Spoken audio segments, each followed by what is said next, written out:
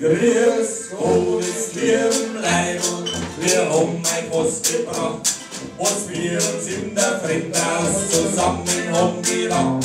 Es ist ein neues Lied mit einem frischen Humor. Es klingt dort ja beim Singen ganz polisch ins Ohr. Überall ist uns gut gegangen, bloß eins hat uns noch gefällt. Das war das gute Direkt, das zufriedene, schnackige, ewige, bayerische Bier. Das war das gute Direkt, das zufriedene, schnackige, ewige, bayerische Bier.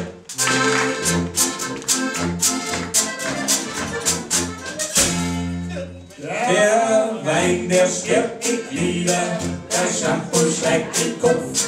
Der Punsch, der wirft ihn nieder, der Schnaps nimmt die beim Schopf.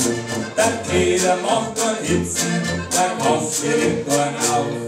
Am Glühwein muss man schwitzen, kein Wasser holt man drauf.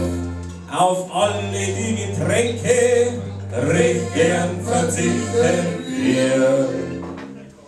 Bringt uns ein Masserl gutes Sekt, das zufriedenes, knackiges, bayerisches Bier. Bringt uns ein Masserl gutes Sekt, das zufriedenes, knackiges, bayerisches Bier.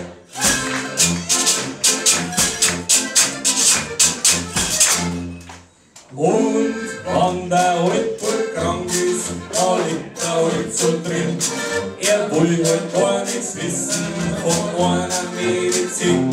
Er bringt's halt jeden unter, es passt nicht in sein Mund. Weil er schon so viel gesucht hat, kann er nichts mehr vertrauen.